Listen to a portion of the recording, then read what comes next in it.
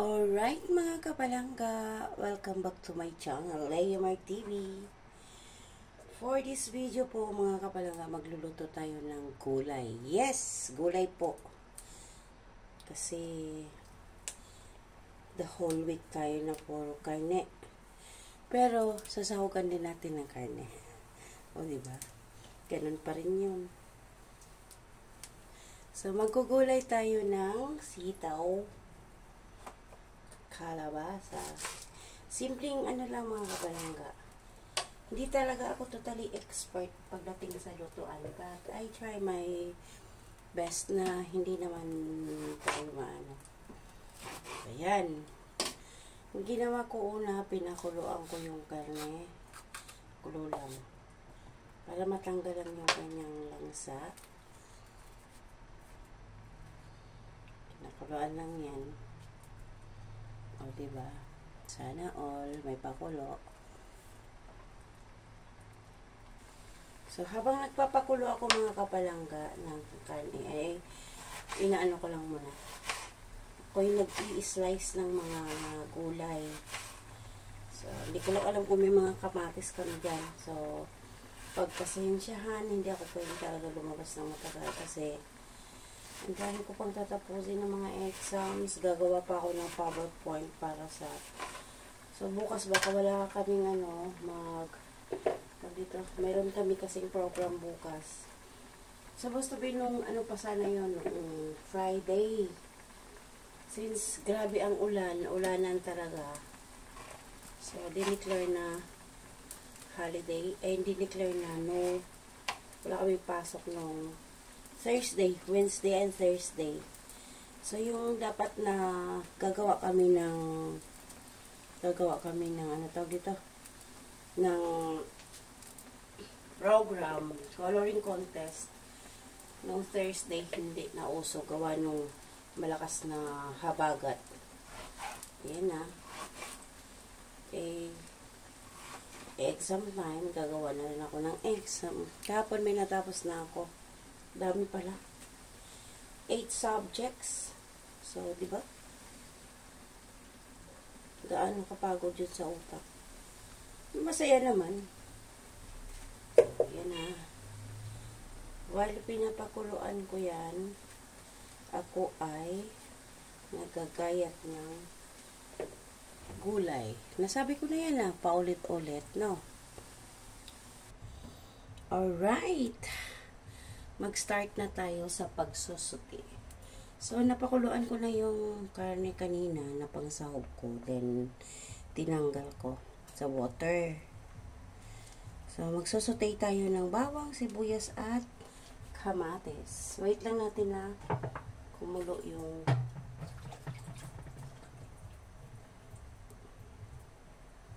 kumulo. Dapat pakukuluin. Ayan. Pinainit ko lang po yung mantika. Then, pagkatapos yan, susutayin natin yung bawang, sibuyas, kamatis. Simpleng luto lang ito mga kapalangga ha. Hindi talaga ako expert sa pagdating sa pagluluto ng ulam. Ulam lang. So, try my best. Ayan. So, susutayin natin yung bawang. Let's brown. Iba-brown lang natin siya ng konti. Okay? So, brown lang natin konti. Okay. So, pwede na. Ilagay lang natin ang sibuyas. Nakakapalangga talagang as in yung sibuyas. Okay, kalahati lang. Buti may kalahati pa akong naabutan. O, diba? Sana all. Then, next natin yung kamatis.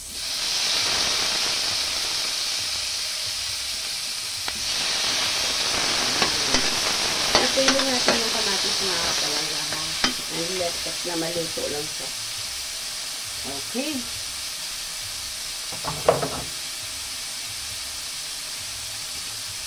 Bago natin ilagay yung pinakuluan natin kaninang karne. Para matanggal lang yung langsa noon. Tinanggal ko lang yung langsa. Iba naman kasi yung pagluluto mga kapalangga. So, i-ano lang natin yung kamatis na maluto siya. Hanggang sa maluto. Okay, medyo ano na yung kamatis. So, pwede na natin ilagay yung karne. Yan, yung karne. Isa. Sabay na natin yung kalabasa kasi medyo matagal. Ay, kabayo mo ka. Sorry naman, Lord. Ilagay na natin yung kalabasa.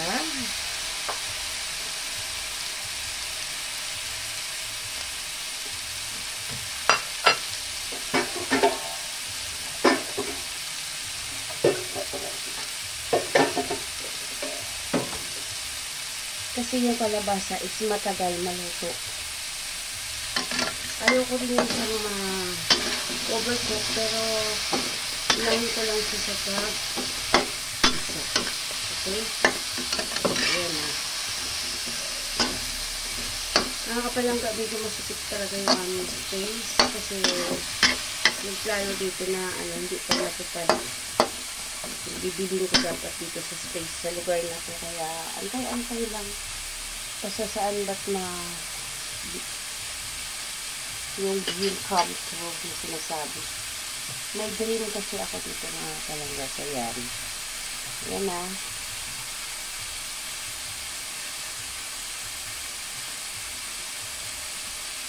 Ang ganda tingnan, no?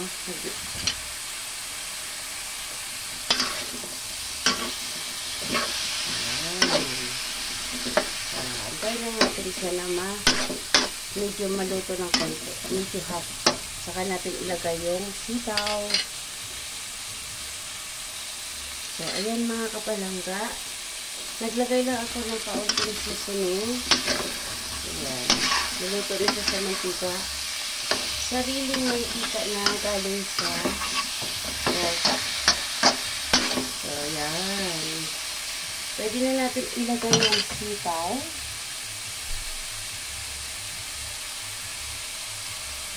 Alright, pwede na natin ilagay yung sitaw. Para maano na. Maya ilalagay na rin natin yung pagsabayin na natin yung talong at saka ampalaya. So, ayan yun. So, medyo dry. So, halo lang natin yung kunti mga kapalangga. Then, takpan. Kasi ito, ang kasi, ang talong at saka ang palayaw. Mabilis lang maluto. Kaya, inahin ko muna ito. Wala rin ako ilalagay na bagoong mga kapalangga kasi hindi ako nakabili ng bagoong. Wala akong stock. Bawal sa akin yung takpan lang muna natin. Wait natin na maluto yung sitaw. Alright, buksan na natin. Check natin. Wow. So, pwede na. Mix lang muna natin mga kapalangga. O, diba? Sana all. So, ang iba nito, nilalagyan ng gata. Ayoko naman. Wala lang akong nabiling dito, okra. Kaya hindi siya masabing pakbet. Half. O, diba? Sana all. So, pwede na natin ilagay ang talong at ampalaya. See, wala talaga ako mga kapalangga dito. Wala akong okra. Ang okra. Wow.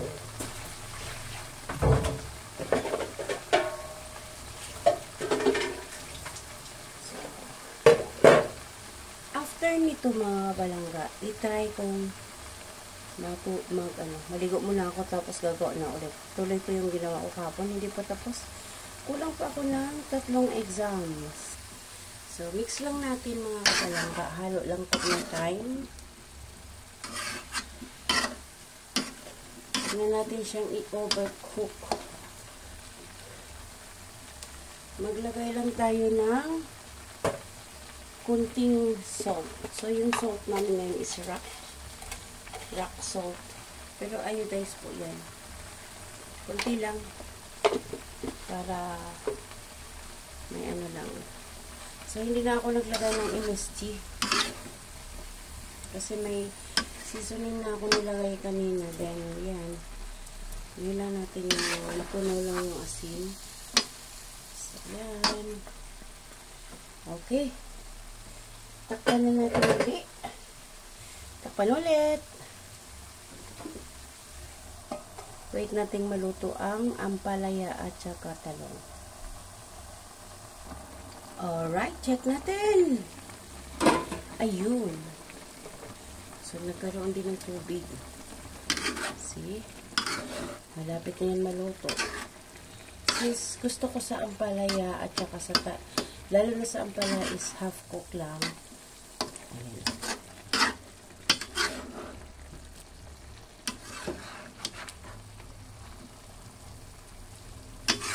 Sira ang ilalagay natin sa baba. Okay. Iti-taste lang natin kung pwede na siya. Pagka okay na, then patay na natin. O, diba? Pagkain na tayo. Kainan time na. Okay. Taste lang natin siya. Pwede na. Pwede na, para walang tiwala sa akin. O, diba? Siyempre. Okay na. Luto na yan. Half cook lang tayo sa ampalaya at saka sa ampalaya. Dahil maya maluluto din yan kasi tatakpan ko pa yan. Okay. So, hanggang dito na lamang ang aking pag-vlog sa aking pagluluto. Simpleng luto lang yan, mga kapalangga, ha? Hindi ako talaga expert pagdating sa luto. Okay, God bless everyone. Bye. See you around, mga kapalangga. Liamar TV, please don't forget to subscribe, like, and share. And don't forget to hit the notification bell para every time na may i-upload ako, ay mag-notify po sa inyo. Salamat. God bless everyone. Bye all.